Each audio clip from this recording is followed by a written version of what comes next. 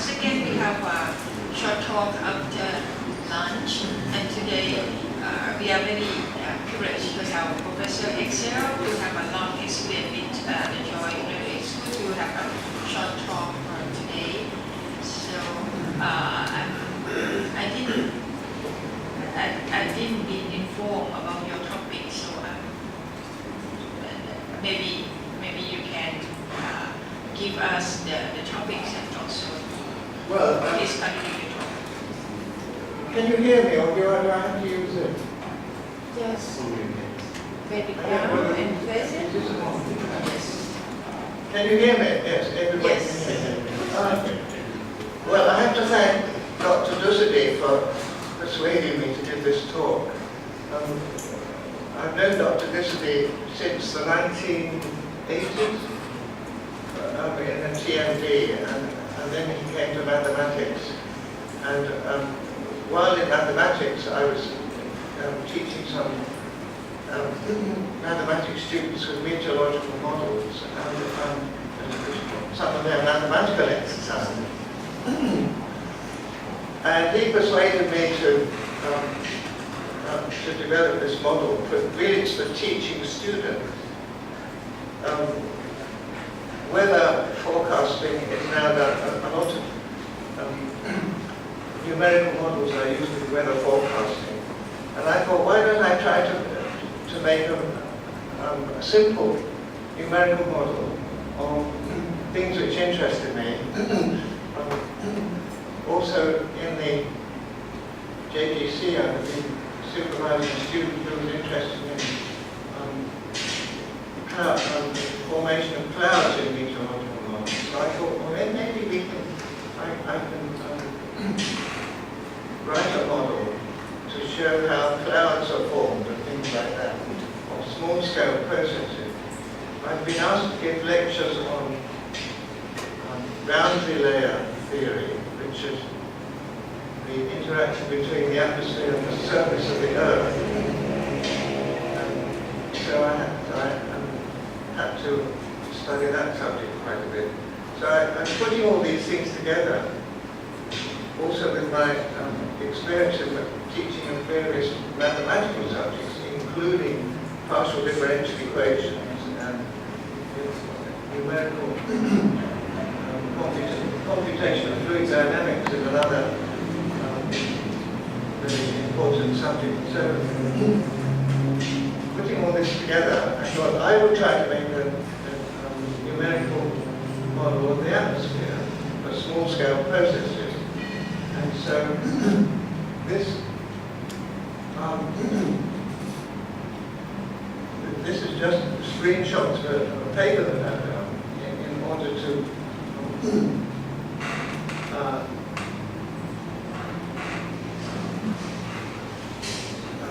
set up this model. The very first sentence in the paragraph describes the objective of it. This is a simple model in 2 space dimensions designed to show students how numerical weather prediction models are constructed. It represents the behavior of air and the formation of clouds over level terrain in a tropical climate. It's highly simplified. The real models are very complicated. And I would just walk you through this, and you will see that in order to actually design a model and write it, there are lots of pitfalls and tricks and things which have to be taken into consideration. So this one is, I try to make it as simple as possible. And so it's only in 2 dimensions. That's to say there are only 2 space dimensions. There's the horizontal distance, horizontal dimension x, and the vertical dimension z. And then of course we have to have the time dimension. And then the next thing is, what should be the scale of the system? So the model is designed for systems about 10 kilometers across. I've usually been interested in clouds. It's been one of my hobbies throughout my life, watching clouds. So big thunderstorms are typically of the order, say, 10 kilometers across. So we made the whole domain 100 kilometers, and we make the grid size, because it's all split up into a numerical grid for numerical calculations. Grid resolution is 1 kilometer. So it's and then if we use those sizes, then I reckon we should get approximately correct some kind of a view of what happens at a 10 kilometer scale. I've talked a little bit about lateral boundaries. One of the problems of a limited area model is what to do at the boundaries. If you try to fix the values of the parameters or the properties of the atmosphere on the boundaries, you will see that we have one problem, is that any kind of disturbance moving through the atmosphere will be reflected at the boundaries, and we'll have a look at that in a moment. So one way of getting rid of the boundaries is to take, if this is a two-dimensional model, you can identify this side with this side, and then what you have is actually a cylinder, so that there aren't any boundaries, there are no boundaries. So that's one of the tricks which you can do. And if your model, if the domain is big enough, so that the things which you're looking at are relatively small, then the boundaries are far enough away, it doesn't matter too much what happens at the boundaries. That's what they say in the way. What they say in the textbooks, if you have a big enough domain, you don't worry too much about the boundaries. Well, we'll talk about that in a moment.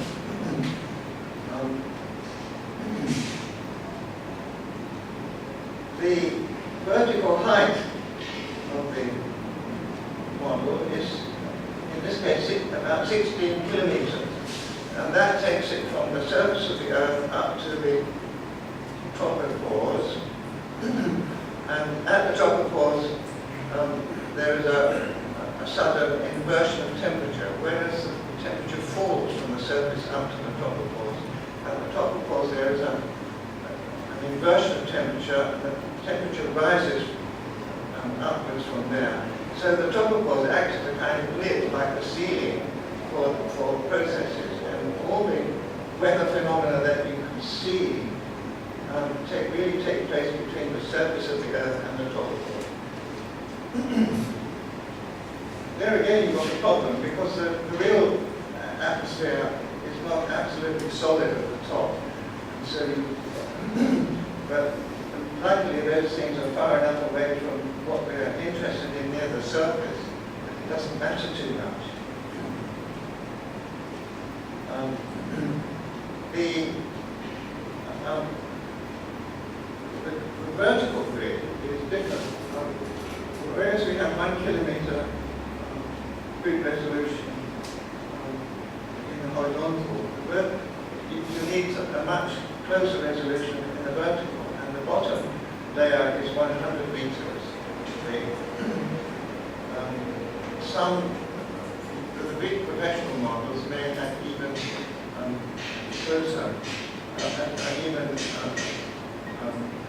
smaller resolution than that. But mine is 100 meters at the bottom, and then it's stretched up to about just over 1 kilometer at the top. And the idea of the model is to run it for 60 minutes and have outputs every 5 minutes. I'm not expecting you to read all this, but this just surveys what the equations of the model are. I will show you the equations in a moment, but they're derived from the fundamental system of partial differential equations of computational fluid dynamics. And they are in Euler form, which represents the variation of the fluid properties with time at fixed points in space. There are various ways of looking at these things, but that's the way which is used in this model. And I'll show the list of variables in a moment. There are certain simplifications in the model equation. First of all, molecular viscosity is omitted. You can't omit molecular viscosity in computational fluid dynamics normally, but it's not so important in the atmosphere, so that's a simplification. In fact, there are many simplifications of this model, so that it's so simplified that I would not claim that it models the atmosphere exactly. But what it does is it produces a system which should behave in a way rather similar to the atmosphere. So you can give it to students and you can play with it like a toy, a mathematical toy, to see what happens. Coriolis forces, which are caused by the effects of the rotation on the Earth, on the wind, is very small in the tropics and theoretically absent on the equator. So I've omitted the Coriolis force. But of course you can't omit that in a real model, especially in the different latitudes where it's one of the most important forces. So Coriolis is not there. Even for small scale processes, mesoscale processes, Coriolis forces are omitted.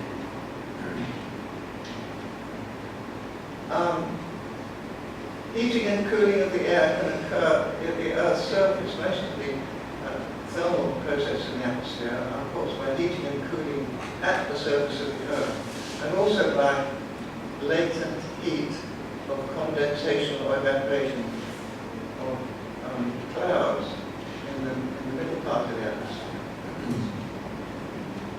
So this model allows the modelers to put heating and cooling processes at the surface to simulate the effects of solar radiation heating the Earth or atmospheric radiation cooling the Earth. The problem of dealing with moisture is very complicated because moist air has much more complicated thermodynamic processes than dry air.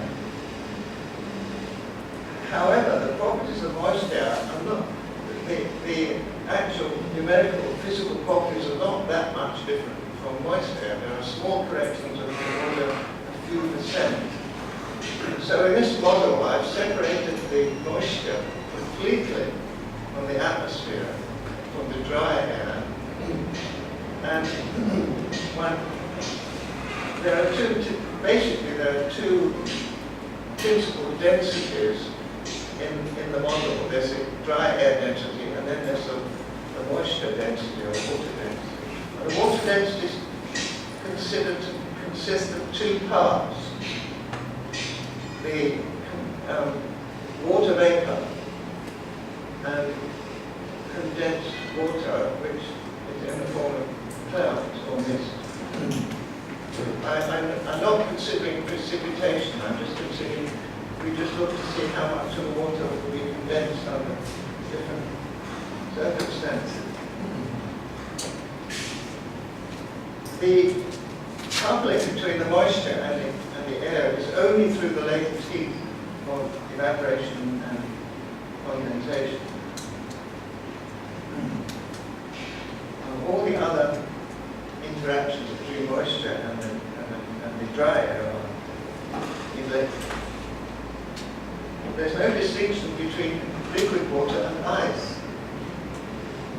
Again, that's another simplification. If you look at the properties of liquid water and ice around about freezing point, then they are different, but they're not so different that we can we have to make different parameters. And in this particular model, just as a simplification, I just use the same quantities and the same formulas for liquid, water, and ice.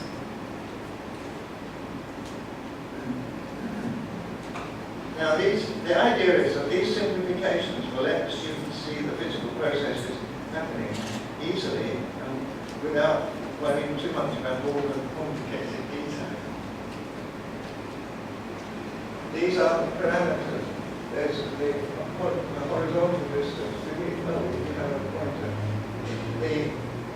The space, just the ordinary space and time coordinate, horizontal distance, vertical height and time. And then there are four physical properties which are acceleration of gravity, the ideal gas constant for air, the specific heat of air, a constant volume, and the latent heat condensation of water. These then are the physical properties. Then we come to the properties which are modeled, which are the air density, the horizontal velocity of the wind, the vertical velocity, the pressure, temperature, and so on. And now we come to the water component. There's a total water density. Then there is a saturated vapor density. The problem is that water, if you reach the saturation point, then you have to divide the density into two parts. The condensed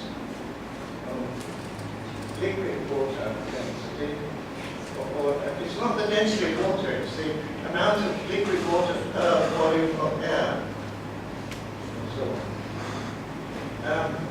The next thing we look at is the one more thing we have to, is interesting to look at, is the roughness of the Earth, of the surface of the Earth, because when the wind flows over the surface of the Earth, the micrometeorological processes in the boundary layer depend on the roughness of the Earth. That will also be put in, and the roughness allows one to calculate the drag factor and so on. And then there is the surface heating rate of the Earth, which will simulate the radiation. And there are some other values which are used for the initiation of the model, which include the initial temperature lapse rate and the dew point depression. So these are the model variables. You can see it's actually much simpler than a full complicated model. Here are the equations. I said at lunchtime that I'm not going to blind you all with lots and lots of equations, but we do have to look at the main basic equations. The air density forecast equation. Each of these equations is a rate of change of some property of the atmosphere with time at a fixed point. So this is the rate of change of air density time, which is just the mass continuity equation. Basically says that the rate of these three terms determine the rate of change of density of the parcel of air is equal to minus the density times divergence of the motion of the air. So that's it. Next, the wind forecast equation is a horizontal velocity, and this is just a horizontal momentum equation, or Newton's law.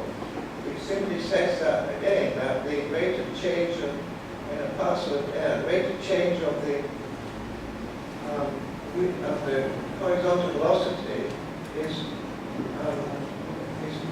proportional to the force, which is the pressure gradient force, and the friction between the air atmosphere and the surface in the bottom layer. These two equations here are just really part of the friction term, so you need not bother to look at those. Another important thing is the vertical motion of the atmosphere, which is really what causes the formation and condensation of clouds and rain. So there's a vertical velocity equation, which again is just Newton's law. This is the pressure gradient, and G is acceleration of gravity. And now we come to the moisture equation. There's a total moisture content per unit volume, which again is just the continuity equation, which is the same as used for the air density. But this air, the water in the atmosphere will consist of water vapor, and if the atmosphere is saturated, then there will also be liquid water. the whole thing is a little bit complicated. There is a saturated vapor density, which is a function of temperature.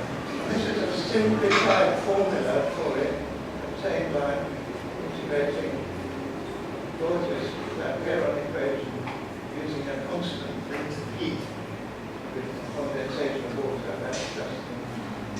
That's again a simplification of the actual formula. And the same formula is used above and below the freezing point of water, which is yet another simplification. If in saturated air, then if the temperature changes, then the saturated vapor density changes, and there will be latent heat, evaporation, and condensation. But it's all very complicated. So these equations here are dealing with that. This is just the bottom equation says that the water, the liquid water content of the atmosphere, the liquid water content is equal to the total water content minus the vapor density.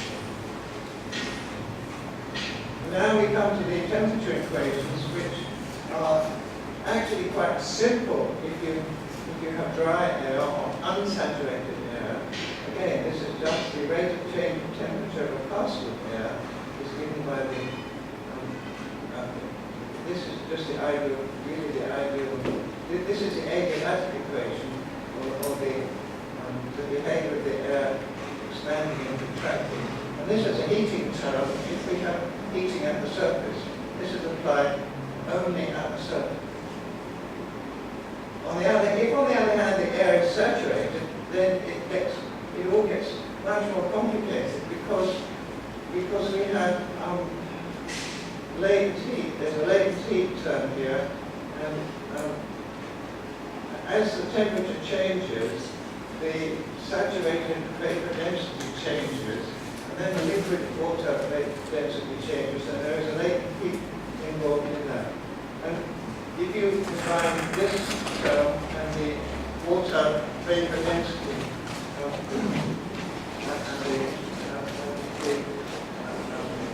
the water terms which was on the previous slide with the thermodynamic equation, then you get another equation which is a little bit more complicated form of this one. Lastly, the pressure equation is just the ideal gas equation. If we know the temperature of the air, we can calculate, and we know the density of the air, we can calculate pressure. So those are the basic equations, and these equations now have to be modeled by some kind of numerical approximations. And this is where, if you like, the difficulty comes in the numerical modeling. As I said, the domain of the model, I'll show you. Just go to the next slide first. There's a horizontal dimension which is 100 kilometers in this model. Each separate section or each separate part is 1 kilometer. And there's a vertical dimension going up here. But this, of course, only shows a part of it. But this shows the whole of the vertical dimension, which are 24 levels. The top one is just over 1 kilometer in width. The bottom one is 100 meters. And to make it very simple mathematics, the relationship between K and the thickness of the layers, of K and these various layers, is a quadratic function. That's just to make it really simple mathematics. This is 5 kilometers high. There are lots of layers in the first 5 kilometers, and then fewer layers from 5 to 10, 15 kilometers. And now going back to this,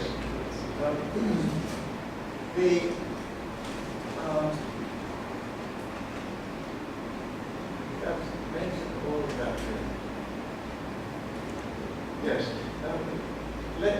If we look at one of these cells, for example, the question is how do we model the variables, how do we represent the variables in the model? And they are modeled like this. At the center point, the scalar quantities of the atmosphere, like density and temperature and total water content, are modeled at the central points in the cell. And the vector quantities, the horizontal wind velocity and the vertical wind and the vertical velocity of the atmosphere are modeled on the sides of the cell. Different meteorological models use there are quite a number of schemes which I use, but those are the ones I use. I don't think I have to say anything here, especially. These are the heights, but these numbers K are the numbers in the cells, and we transform the vertical height into K for the purpose of the calculation.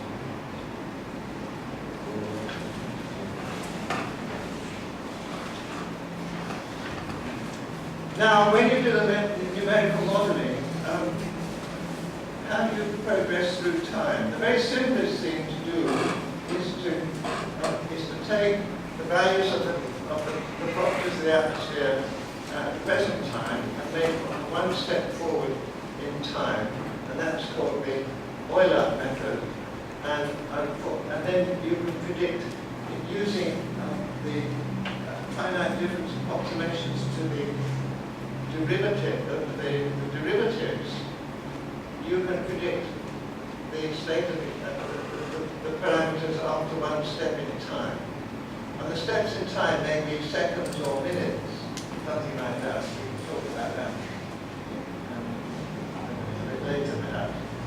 If you do that, the problem is that the finite difference approximations used in the numerical modeling do not have the same solutions as the partial differential equations in the actual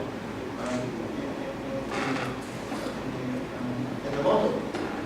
And there are spurious solutions, numerical solutions, which create problems. So that's one thing. The other thing is the problem at the boundary, where I say if we try to decide, if we try to have a limited area model and we determine what the values should be on the boundaries, then when you do the modeling, you actually, what you actually get is something like this. Right? This is a very simple model of advection. That's to say, the model of a disturbance which is blown by the wind, the horizontal distance, and this is a horizontal distance, and time is actually plotted down the graph. So this is a disturbance. Red and yellow colour represents a positive part of the wave, a positive value of the disturbance, and blue and green represent negative values. And if you just do the simple Euler model, you get this. Here is the wave travelling towards the left, and it hits the boundary, and because of the fixed values on the boundary, there is a reflection. Moreover, the modelling equations, the finite difference equation, create a lot of junk. There are two problems in this numerical modelling. There is this. One of them is a dispersion effect, and a lot of extra things. So I'll show you another picture of this situation in a moment. The first thing I was interested in is can we stop the reflection at the boundary? This is, and you can do that by putting into the model an absorbing layer in which you relax the values of the parameters at the boundary, so that you modify the values in the region of the boundary. And I did this for this particular model. This is not the full meteorological model, it's just an advection model which shows how a disturbance is blown by the wind, and it can be used to test a numerical method. But if you put in an absorbing layer at the boundary, you can see what I found was that I could prevent the reflection. What I didn't tell you is that this particular picture is showing with a second order finite difference approximation. So it's better than this model, which is the first order Euler method, in which you can see there is a huge variation. A lot of jump is produced by the Euler method. This is the original wave. You can see that the size of the wave expands. You can also see that in this region there are lots of positive and negative, strong positive and negative oscillations going on all the time. There are also some effects here, but not quite so strong.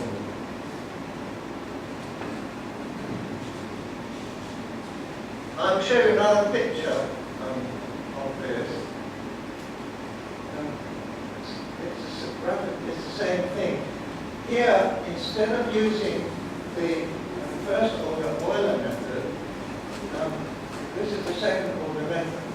And I tried two kinds of modeling in time. One was the leapfrog method, in which you use a past value of the parameter. And then you use the present value to determine the derivative. And then from the past value, you make two steps forward into the future value. And this is called the leapfrog method. And this,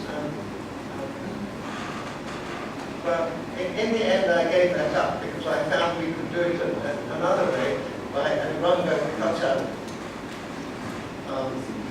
predictor corrector method, in which you first of all you predict the value in one step. Then you use the prediction to calculate a correction. And there are various ways of doing this. In the Hoyne method, you use the average of the predicted and the present value to calculate the step forward. Now this is what you get. This is the space dimension here. The time dimension is in this direction. So there is the model of the wave. And you can see two things. First of all, you get all these positive and negative jump. You also get the wave itself is dispersed and diminished in height and spread out of the width. And this was done with an absorbing layer at the boundary, so there's no reflection. Another method, which is called the Maximo method, you use a predicted value to calculate the step forward, and so that you make a step forward by the Euler method, and then you use a predicted value to do with step forward again, and that's called the Maximo method. And this is what it produces. It gets rid of all the jump. It's a very strong smoothing effect. You can still see the remnants of a reflection here, which are relatively small, and but you can also see that the height of the wave is very strongly diminished. So you take your choice. If you want to keep the wave roughly antitone the same height, this is a second order method which has got the smoothing effects but it's also got the dispersion effect. So these two things happen. If you use a Maximo method, then you can get rid of all the dispersion, which is true of the smoothing effect.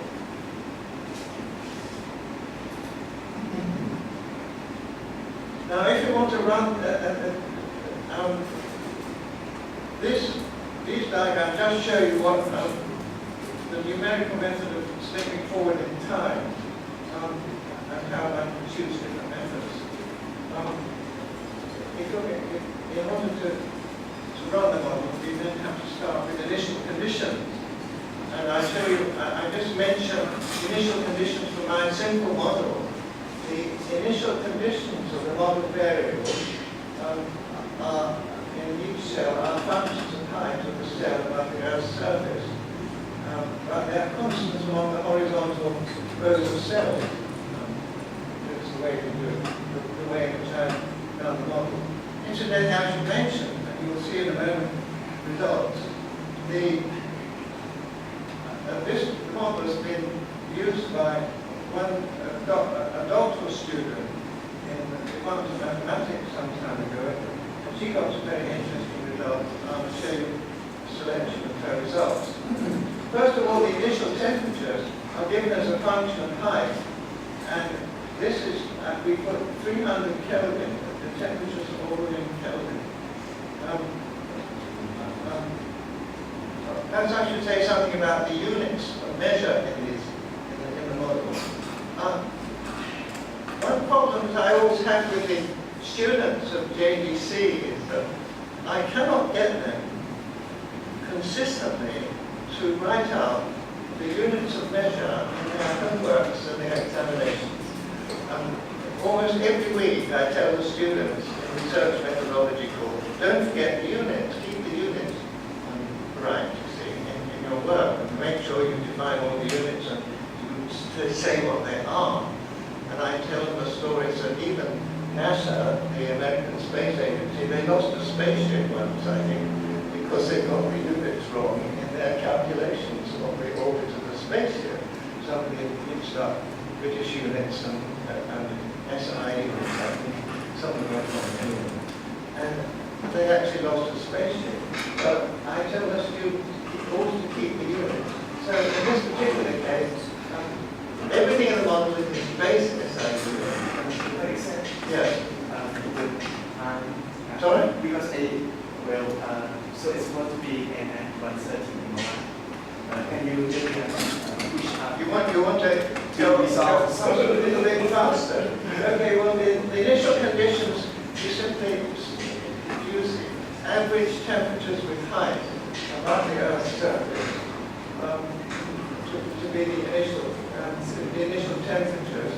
There is an initial, the air densities have to be calculated initially so that there is a hydrostatic state in the atmosphere. If not, and some of the students found this in mathematics, you get unwanted oscillations up and down, waves going up and down. These are just equations for calculating the hydrostatic state. The horizontal velocities are all put equal to 0. The vertical velocities, the horizontal velocities can be put to 0, but you can also set them to other values, which we will show in a minute. The vertical velocities are all put to 0. The moisture content is determined by an average value for Bangkok initially, in which the climatology of Bangkok says the dew point depression is a certain amount, which is roughly the same all the way up the atmosphere. Although the real atmosphere has a great variety of different moisture contents because of the clouds, on the average, the dew point depression is a certain amount, which is delta, and this can be used to calculate the air vapor density. Grounding conditions, I will skip that for the moment because we're short of time. Sufficient to say that in the surface, roughness lengths can be put in by the user to see what happens at the surface, and the surface heating rates can be put in by the user to see the effects of heating and cooling at the surface. These are listable experiments for the model. Instead of going through the whole of that list, I will show you some actual results which are obtained by students in the model.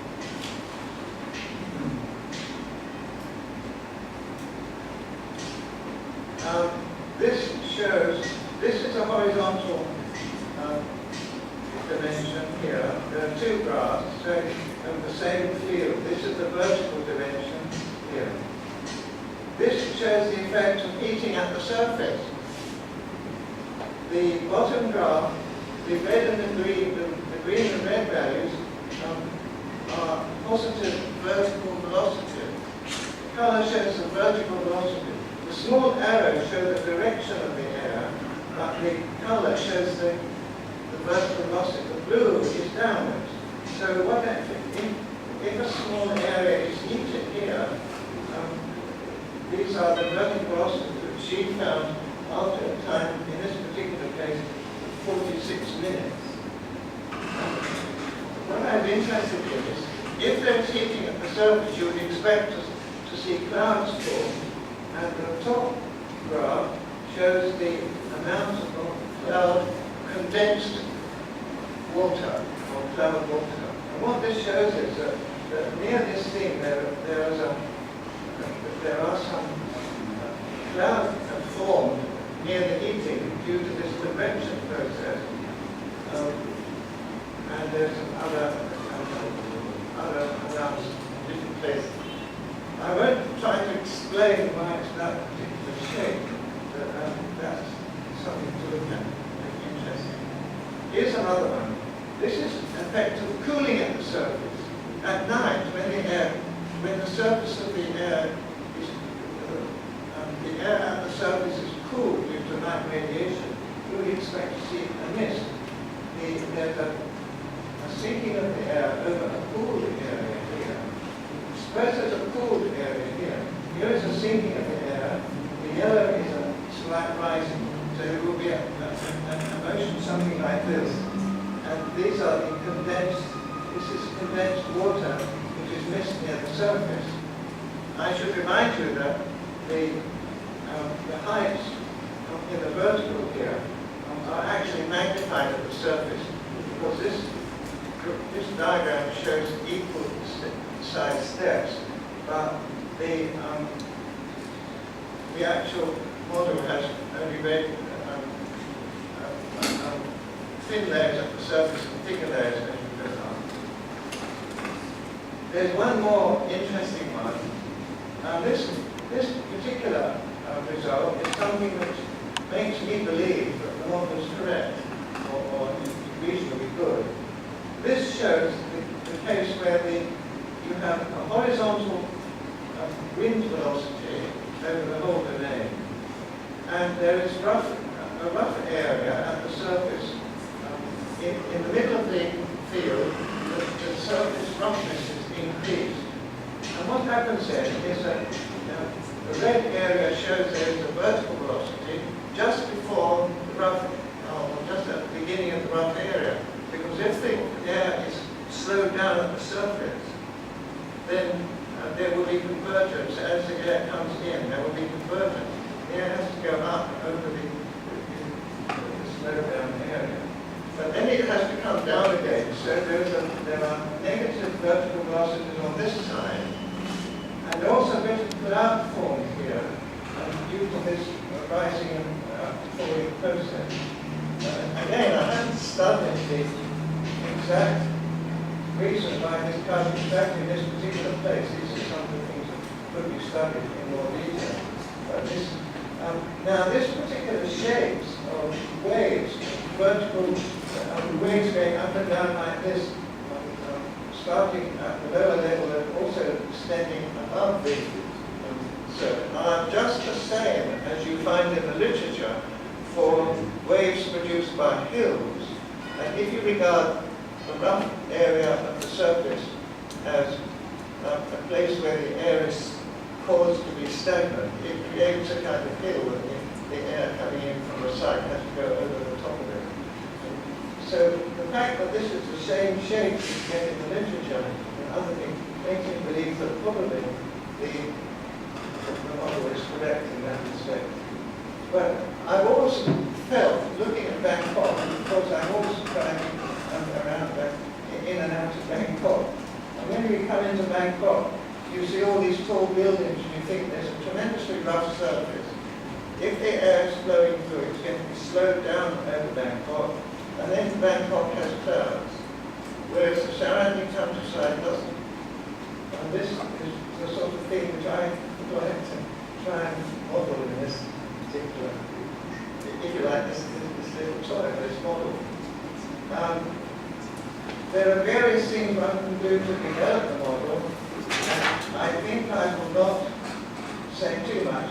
Of course, one should have two horizontal dimensions instead of only one. And the other thing which is difficult, and I don't quite know how to do it at the moment, is the effect of hills, because the surface is not in fact flat in the real world.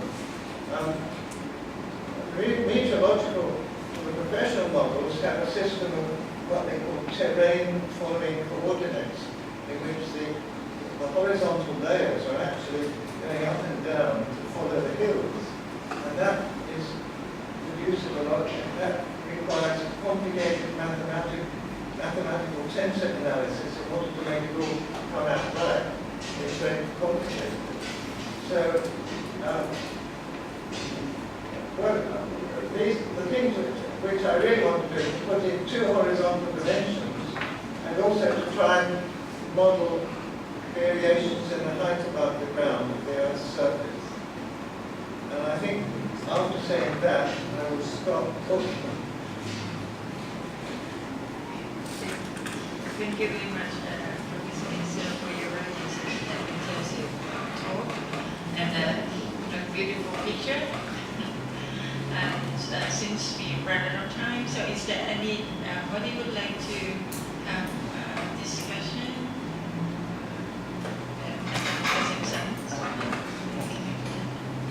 It's But since I knows all this anyway, and much more like it. If you have one suggestion is when you start making assumptions to simplify the model, it would be nice if you can show a scale analysis so that we can convince that we can get convinced that these can be ignored, these should not be ignored, and it's like this is kind of brute force simplification, like a cut it out immediately.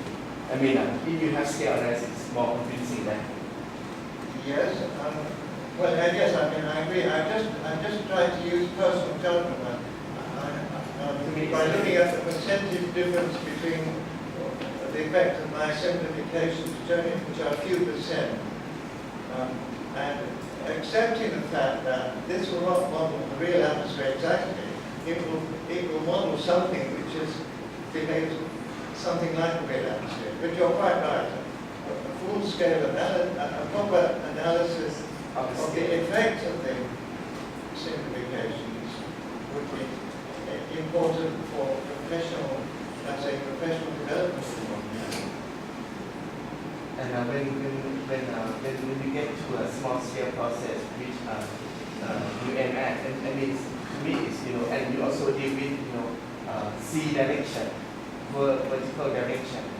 I think that in a atmospheric science, it's kind of mandatory that you got to include dispersion. Include vertical dispersion is kind of mandatory, and particularly over the top. I mean, to have that omitted, I would say, is maybe that can be taken into account to your future version. Okay. If you like, this is a kind of hobby, and I'm just interested to see how things are done. But refinement, if one goes on refining, you will end up with a professional model again. You get back to the professional model. But you're absolutely correct, of course. The more one refines the model, the more close it will be to the real atmosphere. And I'm not claiming that this is the real atmosphere. I'm only claiming that it's similar. It's like the real atmosphere. But when you show divergence and convergence, I think that is correct. Yeah. I mean, it's correct. Even with this picture, I feel that in some cases, I mean, in real world studies, I think that show at least that even though plenty of simplification, but it's still not that bad at all. I mean, one thing I'm a little bit doubtful about is the location of the condensed moisture there. The top one shows where the condensed moisture comes. Especially in this one, I don't completely understand why it comes in those positions. But this is what the student got from her in her modeling, the mathematics student. She's not a meteorologist, she's a mathematician. She doesn't know that much about meteorology. She knows a lot about mathematics, she's a very good mathematician. Okay. So, I'm not a modeler, but you mentioned the simple model, but I cannot imagine about the non-simple model. How many equations that you need to take into Well, at the same time, wants me to make it more complicated. The question is to how simple you get. When you see pictures in textbooks for undergraduates on meteorology, they show simple diagrams of what's happening in the atmosphere. And I often think about these things. How can you make a model which demonstrates this? It's a very simple diagrams which you get in undergraduate textbooks or even textbooks for, should we say, high school students. My model is, so to speak, intermediate between them and a professional model. That's the idea of it. Kind of hobby, if you like. Toy to play with. I think maybe someone need to use this room. So, thank you very much, Professor Exell, to give us a wonderful talk, and I know a lot on the modeling from your talk as well. Okay, shall we give Professor Exell